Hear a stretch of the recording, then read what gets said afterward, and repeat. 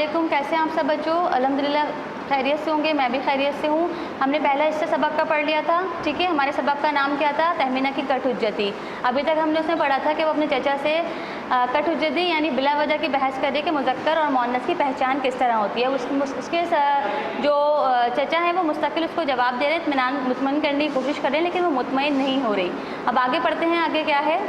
मैंने ज़रा संभल कर उस्तादी का दम भरते हुए कहा, देखो तज़कीर तानीस से मुज़क्कर मुअन्नस का मसला समाई नौइयत का। समाई नौइयत यानी सुनने की हद से ताल्लुक़ रखता है, सुनने की हिस्से से ताल्लुक़ रखता है। हमारे कान बताते हैं कि कौन सा लफ्ज़ मुज़क्कर है, कौन सा मुअन्नस, लेकिन अगर लफ्ज़ लिखा हुआ तो कान कैसे बताएंगे? ये तहमीना की कट हुज्जती थी। मतलब वो फिर बोली, कान हो या आँखें, क्या ये आप किसी लफ्ज़ को लड़का लड़की किसी को बना सकते हैं?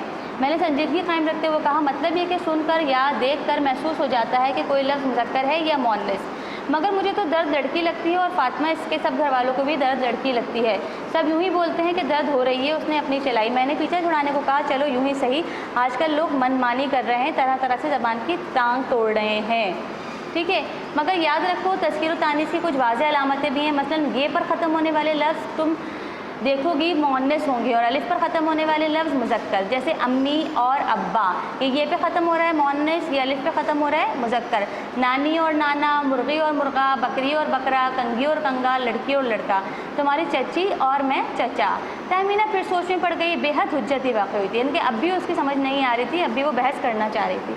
बोली, तो भाई को भाई कहना गलत है, भा कहा करूँगी, या भैया, और आपा को आपी, लेकिन ये तो बड़ी गड़बड़ की बात है। क्या धोबन को धोबी लिखूँ और धोबी को धोबा? आखिर तो खैर औरतें भी होती हैं, आदमी के आखिर में लड़कियों वाली ये आती है, मगर हाथी को क्या कहूँ, लड़की या लड़का? हथनी तो खैर ठीक है। मैंने बात का रुख बदलते हुए कहा, हथनी में जो नी है वो तानीस का है, नी भी एक अलामत तानीस है यानी मुअन्नस। पानी में नी कोई अलग से लगा हुआ लाहिक़ा नहीं, लफ्ज़ का लाजमी जुज़्व है। धोबी में जो ये है वो पेशे को ज़ाहिर करने वाली ये है, जैसे दर्जी, धोबी, मोची, नाई, कसाई, बढ़ई, यानी कि छोटी ये आ रही है तो इसका मतलब ये नहीं ये मुअन्नस है, बल्कि ये पेशे को ज़ाहिर करने वाली छोटी ये है। वो बोली, तो ये सब क्या कहते हैं, ऐसे मुअन्नस हैं। और अन्ना, मामा, आया क्या कहते हैं, मुज़क्कर? आया आए कि आया आया? वो फंदे पर फंदे डालते जा रही थी। भले मुझे कोई एक ज़रूरी काम याद आ गया और मैंने ये कहते हुए पीछा छुड़ाया, अभी तो तुमको समझाना मुश्किल है, बड़ी हो जाओगी तो समझ सकोगी कि उर्दू ने कई ज़बानों में असराफ़ कबूल किए हैं। ये की भी कई किस्में हैं, ये सिफत के लिए भी आती है, निस्बत के लिए भी। उसने कहा, निस्बत के लिए तो अंगूठी आती है, मुझे नहीं मालूम आप क्या कह रहे हैं। अब इसलिए इस मुहावरे की बहस छेड़नी चाहिए, यानी कि आप क्या मुहावरे की बहस छेड़ रही है, लेकिन ये ख़ुद लंबी चौड़ी बात है कि मेरे पास वक्त नहीं था। मैंने कहा इस वक्त तो मुझे काम है, इस पर फिर बात करेंगे, और बाहर निकल गया। वो तो झाड़ का कांटा बन गई थी। झाड़ का कांटा क्या है? झाड़ का कांटा भी बेटा एक मुहावरा, इसका मतलब है बिल्कुल हाथ धो के पीछे पड़ जाना, ठीक है। अब ये सबक ख़त्म हुआ, यकीनन आपको समझ में आ गया होगा मुज़क्कर और मुअन्नस का फ़र्क। अब आगे इसकी हम मशक़ें करते हैं। जी बेटा, अभी हमने सबक के जो पहले के अंदर जो मशक़ें की थी वो हमने सवालात के मुख्तसर जवाब लिखे थे। आपने अल्फाज मायने लिखे थे, सरबक बनाया था और मुख्तसर सवाल जवाब किए थे। अब हम मुफस्सिल सवाल जवाब में सिर्फ पहला और दूसरा करेंगे। पहला सवाल क्या है? कहानी के मरकज़ी किरदार की कोई 3 खुसूसियात माँ हवाला लिखिए। कहानी का मरकज़ी किरदार कौन है? जी, तहमीना। तो तहमीना की कोई 3 खुसूसियात लिखेंगे। करने का तरीका क्या होगा? माँ हवाला, यानी आप हवाला देंगे सबक का कि ये सबक कहाँ से लिया गया है, हमारी किताब अमलताज से लिया गया है, ठीक है। और इसमें ये जो सबक है किसने लिखा है? शानुल हक हक्की ने लिखा है, और इसके अंदर जो मरकज़ी किरदार है वो तहमीना का है। फिर उसके बाद आप हेडिंग डालेंगे मरकज़ी किरदार की खुसूसियात। तो आप खुद ढूंढ के लिखेंगे, खुद सोच समझ के लिखेंगे कि उसकी 3 खुसूसियात कौन कौन सी हैं। अब बे है सवाल नंबर बे है, मुसन्निफ़ के असलूब की खुसूसियात तहरीर कीजिए। असलूब उसका जो तर्ज़ तहरीर है, इसके मुसन्निफ़ कौन है? शानुल हक हक्की।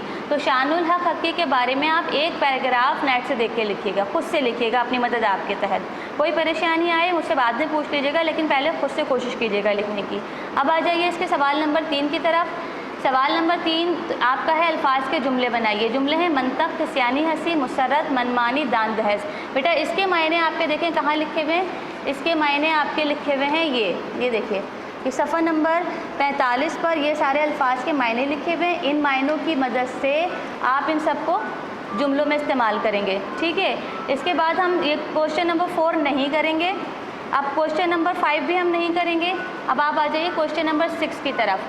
क्वेश्चन नंबर 6 क्या है? मुहावरात और अल्फाज की वजाहत कीजिए और किसी 3 के जुमले बनाइए, ठीक है। इसको देखिए मैं आपको करके दिखा रही हूँ, शो करवा रही हूँ कि इसका काम कैसे करना है। یہ دیکھیے ایسے کرنا ہے اس کا کام۔ بخش نمبر 6 محاورات اور الفاظ کی وضاحت اور کسی تین کے جملے۔ محاورات، وضاحت اور جملے، آپ چاہیں تو اس کو کالم کی شکل میں بنا لیں اور چاہے تو ایسے بنا لیں، ٹھیک ہے، چاہے تو ایسے بنا لیں۔ تو پہلا محاورہ ہے ٹیڑھی گھیر، اس کا نام ہے، اس کا معنی کیا ہے؟ مشکل کام۔ اس کا میں نے جملے میں کیسے استعمال کیا؟ گوگل کلاس روم میں پڑھنا بڑی ٹیڑھی کھیر ثابت ہو رہا ہے، ٹھیک ہے۔ اب اس طرح یہ دیکھیں میں نے باقی کے معنی آپ کی سہولت کے لیے لکھ دیے ہیں۔ خفت مٹانا، شرمندگی مٹانا، پاؤں پھسلنا، گر جانا، دم بھرنا، محبت کے دعوے کرنا، کٹ حجتی، بلا وجہ کی بحث کرنا، ٹانگ توڑنا، معذور کرنا، یا کسی زبان کی معمولی سمجھ پر اس زبان کو لکھنے اور بولنے کی کوشش کرنا۔ جھاڑ کا کانٹا، وہ شخص جسے جان چھڑانا مشکل ہو، ٹھیک ہے۔ اب آپ باقی جملے خود بنائیں گے اس طرح۔ مشق نمبر 7 یہ قاعدوں کی مدد سے مذکر کے مؤنث بنانے، یہ بہت آسان ہے، یہ آپ آرام سے کر لیں گے۔ سوال نمبر 8 کو چھوڑ دیجئے۔ سوال نمبر 9 فقرات کی اصلاح کیجیے، یعنی ان جملوں کو بھی آپ نے مذکر اور مؤنث کی تبدیلی کے ساتھ بنانا ہے۔ جیسے مینار پاکستان آسمان سے باتیں کرتی ہے، تو صحیح جملہ کیا بنے گا؟ مینار پاکستان آسمان سے باتیں کرتا ہے۔ تو اب یہ الف ب جیم دال ہے، ان سارے فقرات کی اصلاحات اس طرح سے کیجیے گا۔ پہلے یہ جملہ اتاریے گا، پھر اس کے نیچے درست جملہ، ٹھیک ہے، پھر یہ جملہ، اس کے نیچے درست جملہ۔ یقیناً آپ کو ساری مشقیں سمجھ میں آ گئی ہوں گی بیٹا۔ یہ آج کا ہمارا یہ چیپٹر، یہ سبق یہاں پر ختم پذیر ہوتا ہے۔ انشاءاللہ اگلی کلاس میں پھر ملاقات ہوگی۔ اپنا خیال رکھیے گا۔ اللہ حافظ۔